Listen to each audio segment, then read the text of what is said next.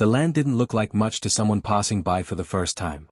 From the dusty roadside, it stretched outward in quiet defiance, 50 acres of uneven terrain, scattered brush, and patches of stubborn grass that had survived years of neglect. There were no manicured lawns, no decorative fences, no signs announcing ownership with polished arrogance. Just space. Raw, open, unclaimed-looking space. And that was exactly why it caused problems. The boundary lines were not obvious to the eye. The markers had been placed carefully, legally, and precisely, but they weren't loud. They didn't scream ownership the way suburban properties did. Instead, they whispered it through survey pins, recorded documents, and coordinates buried deep within county records. Anyone who relied on assumptions instead of facts could easily misread what they were looking at. That misunderstanding had been growing quietly for weeks. It began with small signs. Tire tracks that didn't belong. Footprints near the eastern edge where the land dipped slightly toward a gravel path. A few plastic markers displaced just enough to suggest they hadn't been moved by wind. None of it was dramatic. None of it screamed confrontation. But it was enough to signal something subtle and persistent. Someone else believed this land wasn't entirely private. The property itself sat just beyond the outer limits of a tightly controlled residential zone. On one side, there were acres of open land, unrestricted, unregulated, and largely ignored. On the other side, separated only by a loosely defined boundary, stood a structured, rule-heavy neighborhood governed by an HOA that prided itself on control. That contrast created tension long before any words were ever exchanged. The HOA community had order. Clean lines. Trimmed hedges. Clearly defined borders. Every home followed guidelines that dictated appearance, behavior, and even minor details like mailbox design. It was a place where uniformity created comfort, and authority enforced it. And then there was this land. 50 acres that didn't follow any of those rules. No approvals. No oversight. No visible compliance. To the untrained eye, it looked like an extension of the neighborhood's undeveloped future. A blank canvas waiting to be absorbed into the HOA's influence. Something that would eventually be shaped, regulated, and controlled like everything else nearby. But that assumption was wrong. The reality existed quietly within documents filed years earlier. Surveys that mapped every inch. Legal descriptions that defined ownership with precision. Boundaries that extended far beyond what anyone casually observing could guess. The land didn't belong to the HOA. It never had. And yet, perception began to override reality. The first real sign of escalation came not with confrontation, but with confidence. Someone from the neighborhood had started acting as if authority extended further than it actually did. Movements near the boundary became more frequent. The subtle intrusions became deliberate. Lines that were once respected through uncertainty were now being crossed through assumption. It wasn't aggressive at first. It was dismissive. The kind of dismissal that comes from believing rules apply everywhere. As the days passed, that belief hardened. What started as curiosity turned into quiet enforcement. Invisible lines in someone's mind began to replace the actual legal ones in the ground. And with that shift came something more dangerous than conflict, certainty without verification. The land remained unchanged, but the atmosphere around it didn't. Tension built in silence. There were no arguments, no visible disputes, no direct confrontations. Just a growing imbalance between what was real and what was believed. And that imbalance was heading toward a moment where it would no longer remain quiet. It happened on a day that felt otherwise ordinary. The sky was clear, the kind of open blue that made the land feel even larger than it was. The air carried that stillness that often comes before something shifts, not dramatically, but decisively. Nothing about the environment suggested conflict. But something had already begun moving beneath the surface. The edge of the property, where the open land met the controlled neighborhood, became the focal point. It was there that perception and reality were about to collide. A figure appeared near the boundary. Not hesitant. Not uncertain. Purposeful. The posture carried authority. The movement suggested ownership. The presence alone implied that decisions were about to be made, not questioned. What followed wasn't an argument. It was escalation. Without verifying records. Without checking maps. Without confirming boundaries. A decision was made based entirely on belief. And that decision triggered something irreversible. A call was placed. Not a casual complaint. Not a neighborly concern. An emergency call. The kind that carries weight. The kind that assumes urgency. The kind that brings law enforcement into situations that haven't yet understood the truth. From the perspective of the caller, the situation was clear. Someone was on property they believed belonged under HOA control. Someone was violating rules that, in their mind, extended beyond visible limits. Someone needed to be removed. But the reality on the ground was very different. The land hadn't changed ownership. The boundaries hadn't moved. The records hadn't been altered. Only one thing had changed. Assumption had replaced fact. And now, that assumption was about to be tested in the most public and undeniable way possible. Because once a 911 call is made, the situation no longer belongs to personal belief. It belongs to reality. And reality doesn't bend to confidence. It reveals truth. The dispatcher would soon realize that something didn't add up. The coordinates wouldn't match the claim. The details wouldn't align with the urgency. The story being told would begin to unravel, not through confrontation, but through verification. And when that happened, the situation would shift. Not slowly. Not quietly. But all at once. Because the land, silent and unassuming as it looked, held something far more powerful than appearance. It held proof. And proof was about to change everything. The conflict that was now beginning to surface had not been created in a single moment. It had been building slowly, shaped by two very different worlds that existed side by side but operated under completely separate rules. On one side stood structure, regulation, and control. On the other side, independence, space, and quiet ownership. Neither side had initially set out to challenge the other, yet the contrast between them made tension almost inevitable. The neighborhood governed by the Homeowners Association had been designed with precision.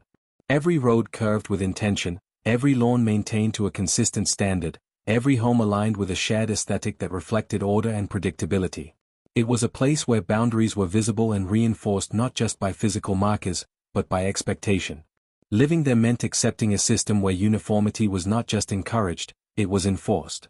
That system created a mindset. Over time, the constant presence of rules shaped how residents viewed the world beyond their fences. Control became normal. Oversight became expected. The idea that space could exist without supervision began to feel unfamiliar, even uncomfortable. For those who had lived within that structure long enough, it became easy to assume that anything nearby would eventually fall under the same influence. And just beyond the edge of that controlled environment lay the 50 acres. It didn't fit into the system. It didn't follow any guidelines. There were no approved designs, no scheduled maintenance routines, no committee oversight. The land existed on its own terms, defined only by legal ownership and the quiet authority of documented boundaries. It didn't need to comply because it had never agreed to. That difference created friction, even before anyone acknowledged it directly. From the perspective of the HOA, the land looked unfinished. It appeared as though it was waiting to be developed, waiting to be shaped into something that matched the surrounding order. The absence of visible activity led to assumptions. The lack of obvious enforcement created a sense of opportunity. And slowly, without formal discussion, an idea began to form, an idea that the land might eventually belong within the same controlled framework. That idea was never confirmed. It wasn't supported by records or agreements. But it didn't need to be. It grew through repetition, reinforced by conversations, strengthened by shared belief. The more it was accepted internally, the more real it began to feel. At the same time, the land itself carried its own history. It had been acquired deliberately, not as an extension of anything else, but as a separate entity with its own purpose. The purchase had not been impulsive. It had involved research, verification, and a clear understanding of what the property represented. Every boundary had been reviewed. Every document had been secured. The ownership was not just legitimate, it was precise. But precision on paper doesn't always translate into clarity on the ground. Without fences stretching across every inch or signs declaring authority at every turn, the land relied on something less visible, trust in the system that recorded its existence.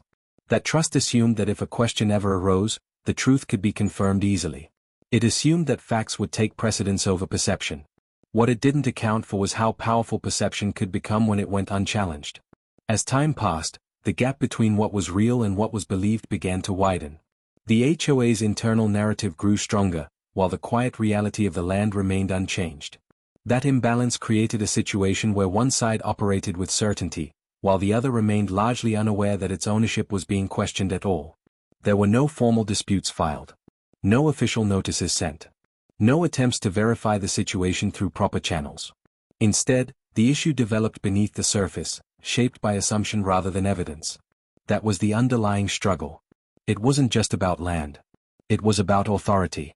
The HOA represented a system where authority was visible, active, and constantly reinforced. The land represented a different kind of authority, one that didn't need to be displayed because it was already secured through legal definition. These two forms of control existed in parallel, but they were never meant to overlap. And yet, they were now on a collision course. The person who would eventually make the call to emergency services didn't see the situation as complicated. From their perspective, the boundaries were obvious. The rules were clear. The authority was unquestionable. What they saw as enforcement was, in their mind, simply maintaining order. But that confidence was built on incomplete understanding. There had been no effort to consult official maps. No attempt to review property lines beyond what was visible to the eye.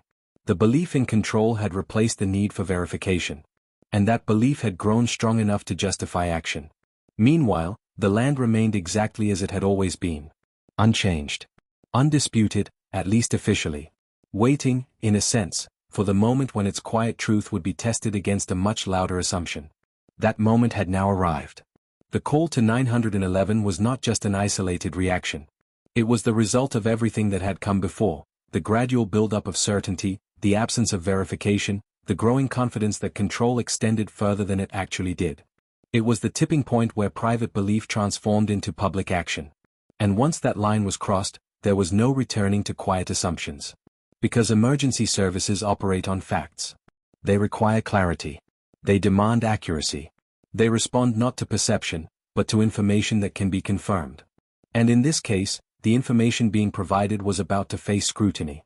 The underlying struggle was no longer hidden. It was about to be exposed in a way that neither side could ignore. Because when authority is questioned in the presence of proof, only one version of reality can remain. And the truth, buried in records and marked in coordinates, was about to come to the surface. The shift didn't happen in the open. It happened quietly, in the space between certainty and doubt. The land had always been still. Unbothered. Patient in a way that only something deeply rooted could be. But now, something invisible had started to press against it, not physically, but psychologically. The pressure of being misunderstood. Misread. Quietly challenged without acknowledgement. Ownership, in its purest form, isn't loud. It doesn't need to prove itself constantly. It exists through documentation, through law, through invisible systems that most people never think about. But when someone begins to question it, without evidence, that silence starts to feel like vulnerability. And that was the turning point. The realization wasn't immediate. It crept in slowly. The unusual activity. The misplaced markers. The growing boldness from the edge of the neighboring community. Each small detail formed a pattern that could no longer be ignored. Something wasn't right. Not in an obvious, explosive way, but in a way that suggested someone, somewhere, had already made a decision about land that wasn't theirs. That realization carried weight. Because it wasn't just about property lines anymore. It was about respect. About the assumption that something could be taken, claimed, or controlled simply because it wasn't actively defended. And yet, there was no rush to react. No confrontation. Just observation. Because reacting too early, without understanding the full picture, could turn a misunderstanding into something bigger. Something harder to control. And this situation didn't need chaos. It needed clarity. Still, the emotional tension began to build. There's a certain kind of frustration that comes from knowing the truth while watching someone else act as if they own it. It creates a quiet storm, controlled on the outside, but steadily intensifying beneath the surface. That storm was growing. At the same time, on the other side of the boundary, a completely different emotional narrative was unfolding. Confidence. Certainty. A belief that action was justified. Reinforced by familiarity with rules, with enforcement, with authority that had never been questioned before. Two completely different emotional realities were now existing side by side. One grounded in fact. The other in assumption. And neither side had fully acknowledged the other yet. But they were about to. Because once emotions reach a certain point, once certainty hardens and patience wears thin, something always happens. A moment. A trigger. A decision that shifts everything from quiet tension to visible conflict. That moment had already begun. And it was moving fast. The call changed everything. What had been quiet, subtle, and contained suddenly became public.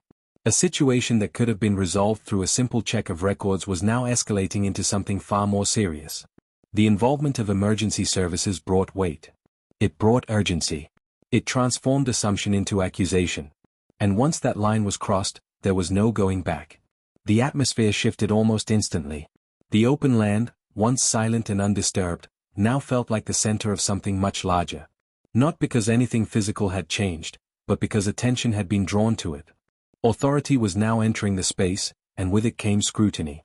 But scrutiny doesn't favor assumption. It favors facts. The person who made the call believed they were acting correctly. That belief hadn't wavered. If anything, it had strengthened. The act of calling 911 reinforced the idea that the situation was serious, that it required intervention, that it demanded resolution. But belief alone doesn't hold under pressure. Especially not the kind of pressure that comes with verification. Because when emergency systems engage, they don't rely on confidence. They rely on data, coordinates, ownership records, jurisdiction. Every detail begins to matter. And that's where the cracks began to form. The information being reported didn't align perfectly.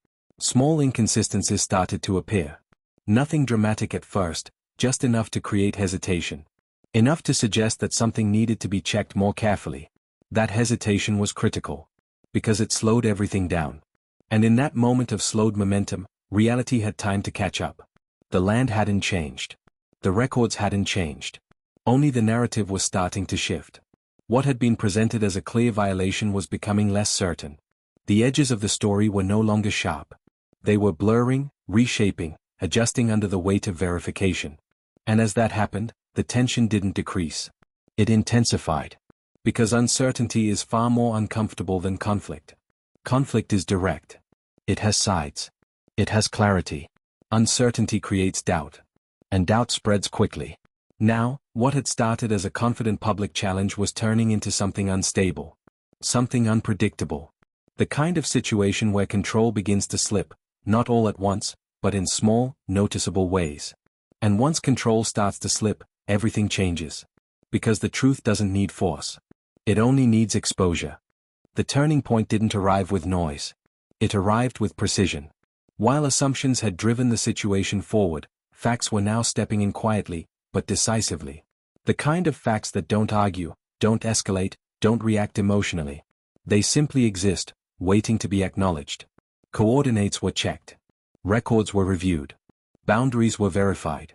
And in that process, the entire narrative began to collapse. What had seemed obvious from one perspective was revealed to be completely inaccurate from another. The land, clearly defined in official documentation, extended far beyond what had been assumed. The invisible lines that had been ignored were now becoming impossible to overlook. The truth wasn't complicated. It had always been there.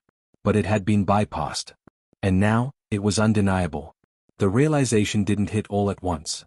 It unfolded step by step, each piece of verified information reinforcing the same conclusion. The authority that had been claimed didn't exist in that space. The control that had been assumed didn't apply. The land was exactly what it had always been. Private. Independent.